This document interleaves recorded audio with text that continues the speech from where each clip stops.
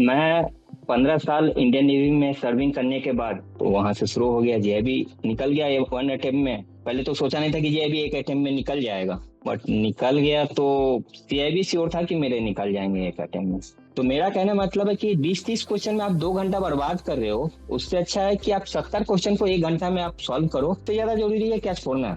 अगर आपको ये पता है कि आप एग्जाम में इस क्वेश्चन को आप स्किप करने के लिए आपको बनाया गया है कि इसको पहले नहीं पकड़ना है, तो उसको नहीं पकड़ना।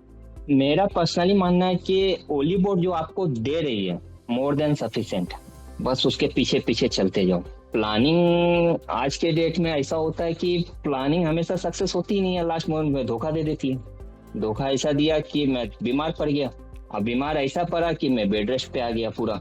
Hello everyone, welcome to Olive Board. I am Anshul, your CAIIB mentor, and today हम आपके लिए एक बहुत important session लेकर आए हैं। आज हमको ज्वाइन कर रहे हैं श्रवण सर, जिन्होंने CIB में टॉप किया है, जिन्होंने CIB को बहुत अच्छे से क्वालिफाई किया है।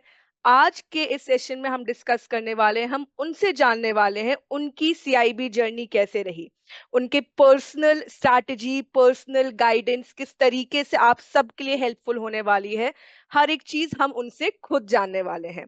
सो welcome sir, I welcome to you this session. Thank you so much ma'am. Hello everyone, मेरा नाम श्रवण कुमार झा है। मैं 15 साल इंडियन नेवी में सर्विंग करने के बाद लास्ट ईयर जनवरी 2024 को रिटायर हुआ हूँ। जून 2024 को वेस्ट बंगाल ग्रामीण बैंक में ज्वाइन किया हूँ, जो पहले बंगिया ग्रामीण विकास बैंक के नाम से था। Presently posted in Malda. और नवंबर साइकिल में मैंने जीआईबी फर्स्ट अटेम्प्ट में पास किया, और उसके बाद दिस साइकिल में मैंने सीआईबी फर्स्ट क्लास से पास किया। पहले तो सर बहुत कॉन्ग्रेचुलेशंस। तो आप कह रहे हैं कि आपने एक ही ईयर में कॉन्टिन्यूअस साइकिल में JIB और CIB को क्वालिफाई किया है। Yes. That is great sir. तो इतना मोटिवेशन आपको कहाँ से मिला? आपने कैसे सोचा कि अब JIB को अटेम्प्ट करना चाहिए, क्वालिफाई कर लेना चाहिए, इसी ही अटेम्प्ट में हम इतनी मेहनत कर ले कि CIB भी क्वालिफाई हो जाए? तो ये मोटिवेशन कहाँ से मिला? एक्चुअली बैंकिंग की दुनिया में मैं तो बहुत नया हूँ। जस्ट मेरे जुम्मे मेरे अभी कंफर्मेशन हुए नहीं है, और मैंने जेबी से अभी दोनों कर लिए हैं। कंपेरेटिवली मैंने जो टफ लाइफ अपने पिछले सर्विस में इंडियन नेवी में देखा है, उससे तो मैं बहुत इजी लाइफ मेरे मेरे हिसाब से बैंकिंग की दुनिया में है। तो उस लाइफ में मैंने जब बैंकिंग की नौकरी का प्रिपरेशन किया था, तब बहुत टफ लाइफ था। तो आने के बाद मैंने एक ट्रेनिंग अटेंड किया था। सब उसमें मैंने उस पूरे ट्रेनिंग 3 दिन के ट्रेनिंग में बस एक ही बात चल रही थी कि जेआईबी करो, सीआईबी करो, जेआईबी करो, सीआईबी करो। तब तक मेरे पास ऑलरेडी टाइम बहुत कम था, बट मैंने सोचा, वहीं से सोचा कि कंपेरेटिवली बैंकिंग की दुनिया में मेरे पास बहुत टाइम है, तो मैं जेआईबी करते हैं। तो वहां से शुरू हो गया। जेआईबी निकल गया ये वन अटेम्प्ट में। पहले तो सोचा नहीं था कि जेआईबी एक अटेम्प्ट में निकल जाएगा, बट निकल गया। तो सीआईबी श्योर था कि मेरे निकल जाएंगे एक अटेम्प्ट में। That is great sir. First attempt में ही क्वालिफाई कर लेना एग्जाम बहुत बड़ी बात होती है। तो कैसे आपने सोचा, क्योंकि आप कह जरूर रहे हैं कि बैंकिंग आपके लिए कंपैरेटिवली इजी था, बट इजी नहीं होता क्योंकि जॉब के साथ आप प्रिपेयर कर रहे थे। तो किस तरीके से अपने टाइम मैनेज किया, क्या शेड्यूल फॉलो किया CIB के लिए पर्टिकुलरली, क्योंकि आप कह रहे हैं आपको पता था हो ही जाएगा। तो किस तरीके से आपने मैनेज किया जॉब के साथ में प्रिपरेशन को, ये भी हमारे एस्पिरेंट्स के साथ शेयर कीजिए। एक्चुअली मैं मालदा में 35 किलोमीटर डेली मुझे जाना होता है, 35 किलोमीटर आना होता है। मेरा पर्सनली मानना है कि जेआईबी 15-15-15 दिन अगर आप एक सब्जेक्ट को डेडिकेटली देते हैं, मीन्स 2 महीना, तो आपके जेआईबी निकल जाएंगे। और सीआईबी 20-20-20-20 दिन के अगर 5 देते हैं, माने 100 दिन के आसपास आप दे रहे हैं, तो आपके सीआईबी निकल जाएंगे। ये तो मैं श्योर हूँ। सिंस मैंने मार्च से शुरू किया था सीआईबी की अपनी जर्नी, मेरे पास थे लगभग 90 दिन उस समय से। और मैं चाह रहा था कि मेरी ये जर्नी है, जो मैं 35 किलोमीटर जाता हूँ आता हूँ, लगभग 1 घंटा जाता हूँ 1 घंटा आता हूँ, इसमें कोई एक टॉपिक मैं, एक सब्जेक्ट मैं कवर करूँ सिर्फ इस जर्नी में, वीकडेज में और पर्टिकुलरली उस जर्नी में। तो मैं सभी 5 पेपर मैंने देखा, क्लास लिया ओली बोर्ड से। ऑलरेडी एलिट प्लान लिया था मैंने जीआईबी में भी और सीआईबी में भी। तो मैंने सबका देखा, 3 3 क्लास देखा। तो मुझे लगा बीआरबीएल एक ऐसा सब्जेक्ट है जो अजय सर बहुत अच्छे से पढ़ा रहे हैं, कहानियों की तरफ समझाते हैं। तो मुझे लगा ये कहानी मैं बस में तो सुन सकता हूँ। तो बीआरबीएल मैंने बस में कवर किया, बाद बाकी 4 सब्जेक्ट मैं घर में पढ़ाई किया हूँ, लगभग 5 4 5 घंटा डेली। अच्छा, तो जो आपके 4 सब्जेक्ट है एबीएम, बीएफएम, एबीएफएम, बीआरबीएल, इसमें से सबसे टफ क्या लगा? बीआरबीएल तो आपने कहा कहानी की तरह समझ में आ गया। बाकी पेपर्स, बाकी आपने कैसे तैयारी की?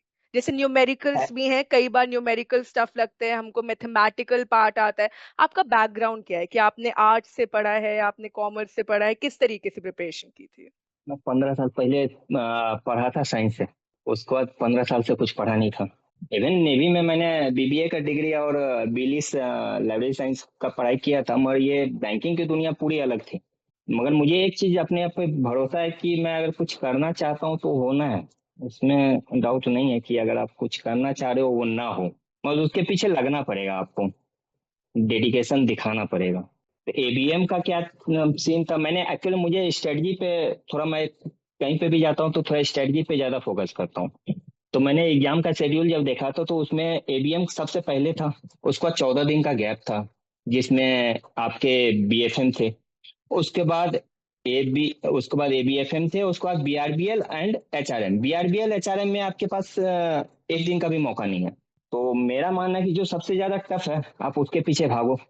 माउंट एवरेस्ट की चढ़ाई कर रहे हैं तो नॉर्मल पहाड़ तो आप चढ़ ही लोगे, ये तो मैं श्योर हूँ। तो मैं बीएफएम और पैरेलली बीआरबीएल का तैयारी शुरू किया था। और उसके बाद लास्ट जो 15 दिन थे, मैंने 15 अप्रैल तक मेरे बीएफएम हो गए थे फाउंडेशन, और बीआरबीएल मेरे 15 मई तक चले थे, क्योंकि वो जस्ट वीकडेज में मैं 1 घंटा 1 घंटा करके देता था। 15 अप्रैल के बाद मैंने एबीएफएम को पकड़ा था, और उसके बाद एचआरएम, और लास्ट 20 दिन मैं रखा था एबीएम के लिए, जो मेरा पहला एग्जाम था। उसको कंटिन्यू रखना चाहता, मैं ये नहीं चाहता था कि पहले एग्जाम में लटक जाऊं तो फिर बाद बाकी में प्रॉब्लम हो जाए। तो आप कह रहे हैं कि सबसे इम्पोर्टेंट होता है स्ट्रैटेजी प्रिपेयर करो और कंसिस्टेंटली उसको फॉलो करो तो डेफिनेटली आप एग्जाम को क्वालिफाई कर सकते हैं। Yes yes. ठीक है। इसके अलावा जैसे बीआरबीएल का ही पेपर अगर हम देख लेते तो इसमें कई सा न्यूमेरिकल तो नहीं है, थ्योरेटिकल पेपर है, पर केस स्टडी पूछा जाता है।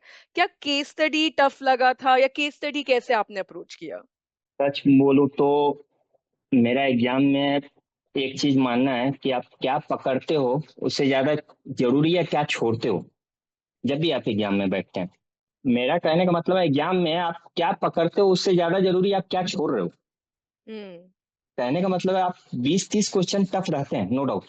और टफ क्वेश्चन आपके एग्जाम के स्टार्टिंग के 20 30 क्वेश्चन में आपको मिल जाएंगे। हम्म। तो मेरा कहने का मतलब है कि 20 30 क्वेश्चन में आप 2 घंटा बर्बाद कर रहे हो, उससे अच्छा है कि आप 70 क्वेश्चन को 1 घंटा में आप सॉल्व करो, और उसके बाद इस 20 30 क्वेश्चन के पीछे जाओ जिसमें आप नॉर्मली 15 20 तो कर ही लोगे।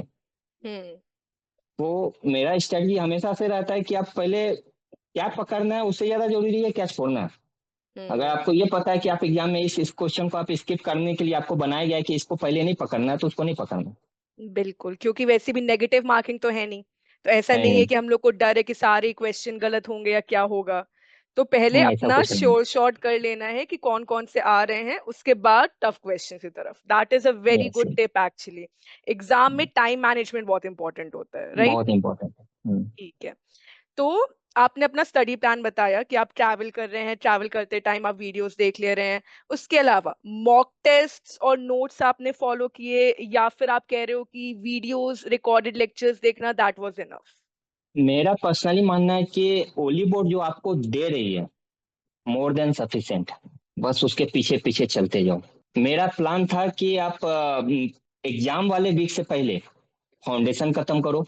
मैं जब फाउंडेशन का क्लास करता था तो सर ने बताया था कि आप एक बार उसके पीडीएफ पढ़ो। तो मैं जिस भी सर का क्लास फाउंडेशन खत्म करता था, मैं थोड़ा लेट ज्वाइन किया था, मैं लाइव कभी ज्वाइन नहीं किया हूँ। तो फाउंडेशन खत्म किया, पीडीएफ पढ़ा शाम में। फाउंडेशन के बाद crash and cracker and numerical batch. मेरा प्लान था कि आप ये 4 चीज को आप एग्जाम वाले वीक से पहले कवर कर लो। एग्जाम वाले वीक में ओनली कैप्सूल एंड मैराथन रखना है, तो ये तो मेरा प्लान था। हम्म। मगर प्लानिंग आज के डेट में ऐसा होता है कि प्लानिंग हमेशा सक्सेस होती ही नहीं है, लास्ट मोमेंट में धोखा दे देती है। मैंने 2 सब्जेक्ट तो सही चला, और तीसरे सब्जेक्ट में हमारे जो एबीएफएम के एग्जाम थे उससे जस्ट पहले प्लानिंग ने धोखा दे दिया। धोखा ऐसा दिया कि मैं बीमार पड़ गया। अब बीमार ऐसा पड़ा कि मैं बेड रेस्ट पे आ गया पूरा। ओ। डॉक्टर ने पूरा बेड रेस्ट लिख दिया। अब मेरे पास ना कैप्सूल पढ़ने का टाइम है और ना मैराथन देखने का टाइम है। बट मैंने सोचा कि दो सब्जेक्ट निकल गए थे, तीसरे सब्जेक्ट भी मेरे मैंने निकल ही गए थे, एबीएफएम। लास्ट के दो सब्जेक्ट बचे थे, बीआरबीएल और आपके एचआरएम। अब मैं सोच रहा था कि मैंने, सब मुझे बोल रहे थे काहे एग्जाम देने जा रहे हो। मैं बोला घर में बैठा हूँ, पढ़ा पढ़ा हूँ, दर्द कम नहीं हो रहा है, एग्जाम में भी बैठूंगा पढ़े पढ़े रहूंगा, एग्जाम में भी दर्द कम नहीं होगा। मुझे लाने थे ओनली 45 45 दोनों सब्जेक्ट में, तो मेरे हुँ, क्लियर हो जाते हैं। तो मैं दर्द का टैबलेट खा के इंजेक्शन लेके मैं गया, मैं एग्जामिनेशन हॉल में बैठा। 1 घंटे में मेरा प्लान था कि 1 घंटे में आप अपना 50 मार्क्स सिक्योर कर लो और सबमिट कर दो। हुँ, तो बीआरबीएल में तो मैं 45 मिनट में मैं लगभग, मेरे को श्योर हो गया कि मैं 50 नंबर तो ला दूंगा। मगर दर्द इतने बढ़ ग्रेट। रहे थे कि मैं सबमिट कर रहा हूँ तो सबमिट नहीं हो रहा, क्योंकि 1 घंटे से पहले सबमिट नहीं करने दे रहा। हुँ, 15 मिनट मेरे पास फिर थे। मैं फिर 15 मिनट वापस जो जिस क्वेश्चन को मैंने आंख बंद करके मारा था एबीसीडी, उस क्वेश्चन पे वापस गया। उस 15 मिनट में मैंने फिर किया, तो बीआरबीएल में मेरे बहुत अच्छे नंबर आए, 72 आए। वॉव! और एचआरएम में भी मेरे 72 आए। हुँ, एचआरएम में भी मैंने सेम किया। मेरा मेरा एक ही था कि 45 लाना, 1 घंटा बैठना, और एक हुँ, घंटा मैं बैठ लिया, अच्छे से एग्जाम दे दूंगा तो मेरा हो जाएगा। हुँ, इसीलिए आज मेरा पर्सनली मानना है कि आप प्लानिंग करते हो, अर्ली प्लानिंग करना बहुत जरूरी है। हुँ, हुँ, अगर आपने अर्ली प्लानिंग नहीं किया तो प्रॉब्लम है, लास्ट के पीछे छोड़ना है तो बहुत मुश्किल है। इसीलिए अर्ली स्टार्टिंग मेरा मानना बहुत जरूरी है लोगों के लिए। लास्ट में हो सकता है आपके साथ अप डाउन हो जाए, हुँ, मगर अगर आपने अर्ली स्टार्टिंग कर रखा है तो आपको प्रॉब्लम नहीं होगा।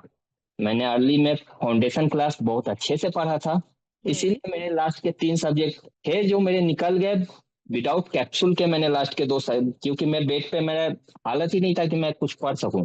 मैं हुँ, मैराथन किसी तरह से मैं देखा हूं दोनों को, और उसमें से कितना दिमाग में गया ये मेरे को नहीं पता। हुँ।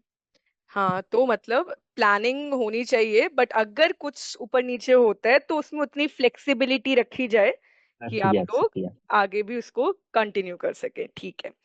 सो आपने बताया कि आपने सुपर एलीट प्लान जॉइन किया था, आपने फाउंडेशन क्लासेस से फॉलो किया था बट रिकॉर्डेड वीडियोज़ देखी थी।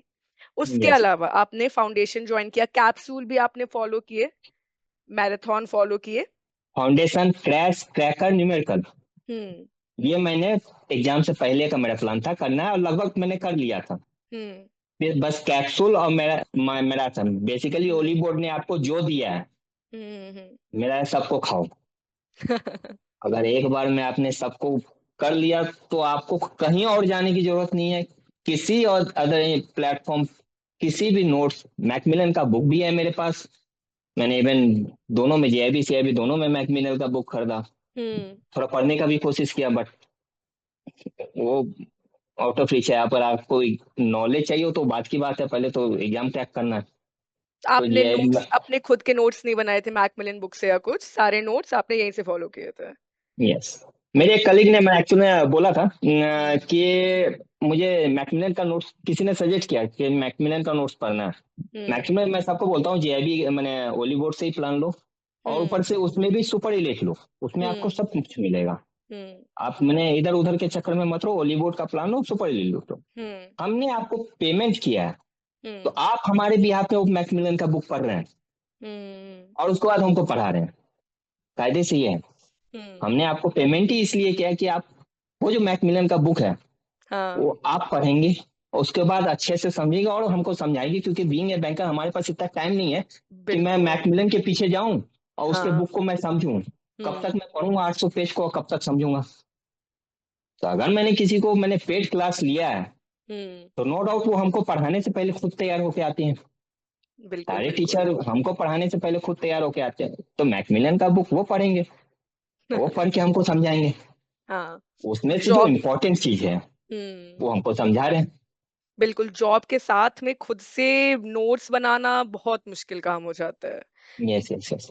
ठीक है। अच्छा, एक चीज़ जो कई बार हमसे एस्पिरेंट्स पूछते हैं, आप एक बार सब्जेक्ट वाइज़ थोड़ा स्ट्रैटेजी हमको बता दीजिए। कई बार लोगों को एबीएफएम, बीएफएम ये पेपर बहुत टफ लगते हैं, तो चारों पेपर के लिए कुछ टिप्स, 1-2 गाइडलाइंस जो एग्ज़ाम को थोड़ा ईज़ी बना दें हमारे लिए, वो हमको बता दीजिए। मेरा मानना है जो पेपर एक्चुअल में लोग बोलते हैं टफ है, और जो एक्चुअल में है टफ, उनको आप उनके पीछे आप पहले पढ़ो, उन पे हुँ, ज्यादा टाइम दो। हुँ, अर्ली स्टार्ट करो तो उन्हीं से शुरू करो। हुँ, जीआईबी में मैंने 15-15 मेरे पास जो टाइम था, मेरे हुँ, पास जब मुश्किल से 45 दिन का टाइम था, तो मैंने जो दो टफ पेपर था, INFS एंड AFM, उसको शुरू किया था, उसी के पीछे गया था। RBWM के लिए मेरे पास 15 दिन थे, तो उसको मैं टच भी नहीं किया था। और हुँ, मेरे पास PBP में 7 दिन का टाइम था, बस मैं उसी को कवर किया था। तो हुँ, जीआईबी तो निकल गया, मगर सीआईबी में आपको जो टफ है, BFM, आपको उसको अच्छे से उसके पीछे जाना चाहिए। हुँ, सर ने अगर जो पढ़ाया है, जो भी चीज पढ़ाया है, उसको हुँ, अच्छे से पढ़िए, उसके साथ PDF आप पढ़ ले रहे हैं। और हुँ, जो प्रैक्टिस में, जैसे मैंने मॉक भी दिया है, अगर आपने मॉक दे दिया तो आपके कंसेप्ट और अच्छे से क्लियर हो जाएंगे। तो मैं एक एक सब्जेक्ट वाइज अगर मैं जाना चाहूंगा, तो सबसे पहले मैं ABFM में जाता हूँ। ABFM में क्योंकि प्रद्युमन सर का हुँ, नो डाउट बहुत अच्छे से पढ़ाते हैं उन्होंने। बहुत उनका एक खासियत है कि 800 पन्ने को 33-35 क्लास में वो खत्म कर देते हैं, हुँ, जो कि अपने आप में टाइम मैनेजमेंट के लिए सबसे अच्छी चीज है। आपको अगर 35 क्लास में पूरा चीज मिल रहा है, तो उससे अच्छी चीज नहीं है। प्रद्युमन सर से मैंने ABFM पढ़ा और HRM पढ़ा, और दोनों में मैं GIB में कॉन्फिडेंस था। और ये कॉन्फिडेंस इसलिए था क्योंकि वो है तो ABFM और ये क्लियर हो जाएगा। तो ABFM में सिंस मेरा BBA किया हुआ है, उसका जो पहला जो मॉड्यूल है, नॉर्मली मुझे लगता है कि वो मैनेजमेंट है, मैनेजमेंट से तो वो मुझे मेरा क्लियर था। बाद बाकी जो प्रद्युमन सर ने पढ़ाया है, बहुत अच्छे से पढ़ाया है। BRBL में मैंने बता ही दिया कि मैं कहानियों के हिसाब से सुना हूँ। अजय सर अजय सर का पढ़ाने का तरीका बहुत अच्छा लगा मुझे, और इसीलिए मैं बस को यूटिलाइज कर पाया कि कहानियों के लिए आपको मैंने देश दुनिया में क्या चल रहा है, बस में क्या हॉर्न मार रहा है, कौन क्या बोल रहा है, आपको पता नहीं चलता। आप कहानी सुन रहे हैं, आपको याद होते जाता है। तो उनसे मैं कहानी सुनता गया, और हुँ, शाम में मैं उस PDF को रिवाइज करता गया। तो BRBL में मुझे सच बोलो तो कुछ हार्ड लगा नहीं। अब आते हैं BFM में, जो जिसे राजीव सर ने पढ़ाया। नो डाउट टफ है, सबने बोला कि ये टफ है, और एग्जाम में इस बार भी टफ आया था वो। मगर मुझे मुझे पर्सनली उम्मीद था कि इसमें भी मेरे बहुत अच्छे नंबर आएंगे। बट मैं बोला ना, जो छोड़ना चाहिए उसको पकड़ लिया। मैं हुँ, उस क्वेश्चन को पकड़ लिया जो न्यूमेरिकल ऑलरेडी मैंने किया था, राजीव सर ने कराया था, और मुझे लगा ये इजी है, 5 नंबर के क्वेश्चन थे। और उसके पीछे पहुंच गया, और मैंने अच्छा खासा टाइम बर्बाद किया। टाइम बर्बाद किया वो न्यूमेरिकल में, बाद में भी कर सकता था, और बाद में करता तो एक चांस में मेरे से बनते। मगर स्टार्टिंग के कुछ समय में था, तो ओवर कॉन्फिडेंस में मैंने उसको पकड़ लिया तो अब फंस गए। मगर BFM no doubt tough subject है, इसके लिए डिटेल एनालिसिस की जरूरत होती है। तो BFM में टाइम देना चाहिए लोगों को, न्यूमेरिकल अच्छे से करना चाहिए। आजकल 60-40 का रेशियो आ गया है, हुँ, माने 40% आपके न्यूमेरिकल आने शुरू हो गए हैं। तो न्यूमेरिकल आप चाहेंगे कि आप स्किप कर लें और फिर अच्छे नंबर से पास हो जाए, तो आपके पास होना भी मुश्किल हो जाएगा, क्योंकि 45 नंबर में आपके बने अटक जाएंगे। हुँ, आपने न्यूमेरिकल और केस स्टडी को स्किप कर दिया, तो आपके मैंने CIB की जर्नी बहुत बहुत टफ हो जाएगी। हुँ, तो मैं कुछ भी नहीं छोड़ा था, मैं एक्चुअली में पढ़ा सब कुछ था। तो मुझे हुँ, पता था कि मैं सब पढ़ा हूँ, तो उसमें सब न्यूमेरिकल ना बने यार, कुछ तो बनेगा। हुँ, तो मेरे BFM में न्यूमेरिकल ही बने, सच बोलूं तो। मगर क्या है कि स्ट्रेटजी गलत था, तो मैंने इजी क्वेश्चन बाद में ध्यान दिया, हुँ, और हार्ड क्वेश्चन को पहले पकड़ने की कोशिश किया। अब आते हैं ABM में। ABM में हाँ, स्टैटिक्स मैंने पढ़ा था अजय सर से, इंग्लिश मीडियम हुँ, से। हुँ, और बाद बाकी 3 मॉड्यूल मैंने पढ़ा था शुभम सर से। हुँ, दोनों ही आज अमेजिंग पढ़ाए हैं, हुँ। और अच्छा लगा पढ़ के। अच्छे तरह से कंसेप्ट भी अंदर गए। कहने को टफ उन्हीं को होता है जो मैंने मेहनत नहीं करना चाहते, जो मेहनत करते हैं उनके लिए टफ तो नहीं है। मतलब पेपर आराम से क्वालीफाई किया जा सकता है, फर्स्ट अटेम्प्ट में किया जा सकता है और पाँचों पेपर साथ में किए जा सकते हैं। साथ में किया जा सकता 5वें पेपर आपने इलेक्टिव पेपर एचआरएम लिया था। एचआरएम की क्या स्ट्रैटेजी रही? एचआरएम आप जैसे इलेक्टिव पेपर कई बार एस्पिरेंट्स क्या करते हैं, सोचते हैं कि 4 पेपर पहले पढ़ लेते हैं, इलेक्टिव पेपर तो ठीक है देखा जाएगा, बट वो भी कंपल्सरी होता है। वो भी हम लोगों को क्वालीफाई करना ज़रूरी होता है। तो इलेक्टिव पेपर की क्या स्ट्रैटेजी थी आपकी? है। एक्चुअल में इलेक्टिव पेपर मैंने 20-20-20 दिन का स्ट्रेटजी प्लानिंग बनाया था। हुँ, मगर मैंने जो प्लानिंग बनाया तो एक्चुअल में अमल करने में थोड़ा लेट हो गया, तो इलेक्टिव पेपर मैंने 5 दिन दिया। अब हुँ। 5 दिन 6 घंटा करके दिया मैंने, फाउंडेशन पूरे अच्छे से पढ़ा और मैराथन उनका जो पहले से था वो अच्छे से पढ़ा। तो एग्ज़ाम के पहले आपने पहले फाउंडेशन और ही मैराथन दोनों कर लिया? दोनों कर लिया था, पुराना वाला मैराथन और हुँ, फाउंडेशन। अच्छा। इसीलिए मैं बीमार था, इसके बावजूद मेरे क्लियर निकले। मैं एग्जाम वाले हुँ, वीक में कुछ नहीं पढ़ा हूँ। उसका बीआरबीएल और एचआरएम, ये दोनों हुँ, एग्जाम वाले वीक में नहीं पढ़ा हूँ। और मेरा ये हुँ। मानना है, बीइंग एक्स सर्विसमैन, अगर मैं, मेरे बच्चे हैं, मेरे को पढ़ने ही नहीं देती है, तो इस उम्र में अगर मैं निकाल सकता हूँ तो बाद बाकी सब तो मैंने, अभी यंग एज है, वो लोग हुँ। तो आराम से निकाल सकते हैं। नहीं सर, आपने बहुत मेहनत की। जैसे आप बता रहे हैं, आप बीच में इतना बीमार पड़ गए थे, उसके बावजूद आपने कंटिन्यू किया, उसके बाद आपने फिर भी पढ़ा, तो दैट इज़ रियली कमेंडेबल। सो इसके अलावा आप अपने साइड से कुछ ऐड करना चाहते हैं हमारे एस्पिरेंट्स के लिए जो इस बार एग्जाम अटेम्प्ट कर रहे हैं, कि क्या उनको माइंड में रखना चाहिए है, कैसे उनको प्रिपेयर करना चाहिए है? Any tips from your side? Yes, मेरा एक कहना है कि मे भी ऐसा 1000 में 1 बार होगा कि आपने मेहनत किया और आप पास नहीं हुए, मगर 1000 में 1 ही बार ऐसा होगा कि आपने मेहनत नहीं किया और पास हो गए। हम्म। मेहनत तो करने से नहीं डरना है। मेहनत तो करना ही पड़ेगा आपको। हम्म। अगर मेहनत नहीं किया, मेरे साथ सर जिस जिस बंदे का नाम लेते थे, कुछ हम्म। टॉपर थे जो मैंने मॉड्यूल टेस्ट में टॉप करते थे, उसमें 1 2 बंदे ऐसे भी थे जो 1 या 2 नंबर से बीएफएम में रह गए। हम्म। उन्होंने मेहनत बहुत किया और वो टॉपर में उनकी गिनती होती है, और मैं दिल से उनकी, मैं मानता हूँ कि वो टॉपर ही हैं, हम्म। मगर उनका एक बार किस्मत साथ नहीं दिया। अगली बार हम्म। मैं श्योर हूँ कि वो सब के सब एक पेपर निकालेंगे और सब अच्छे नंबर से निकालेंगे। तो ग्रेट। मेरा कहने का मतलब है कि आपने मेहनत किया है तो किस्मत आपका जरूर साथ देगा, इसमें कोई दो राय नहीं है। हम्म। 100% किस्मत आपके साथ देगी। मेहनत आपको करना पड़ेगा। जीआईबी बोलता है कि आपको 2 महीना मिनिमम चाहिए, सीआईबी 3 महीना मिनिमम चाहिए, वो भी कंटिन्यूअस चाहिए। देश दुनिया में क्या हो रहा है उसको छोड़ छाड़ के आप 3 महीना कंटिन्यू इंटू 6 आवर या 5 आवर या मिनिमम 4 आवर करके 3 महीना देते हैं, हम्म। तो आपके एक अटेम्प्ट में दोनों चीज निकलेंगे, आप बहुत अच्छे मार्क्स से निकलेंगे, इसमें डाउट नहीं है। Okay, all right. So thank you so much sir. I think आपने जिस तरीके से मोटिवेट किया है, जिस तरीके से एक्सप्लेन किया है कैसे प्रिपेयर करना चाहिए, आई एम रियली होपफुल कि हमारे एस्पिरेंट्स के लिए ये हेल्पफुल रहेगा। एंड आपने कहा मेहनत करते रहना है, ऑलिव बोर्ड के साथ आप मेहनत करो, हर एक चीज फॉलो करो, सो डेफिनेटली आप एग्जाम क्वालिफाई कर लेंगे। So I wish you really all the best sir, कि आप अपने फ्यूचर में जिस भी गोल को अचीव करना चाह रहे हैं, आप जो भी और एग्जाम्स क्वालिफाई करना चाह रहे हैं, आपको वो सब मिलेगा। So thank you so much for joining us today. Thank you so thank you, much. Thank you so much.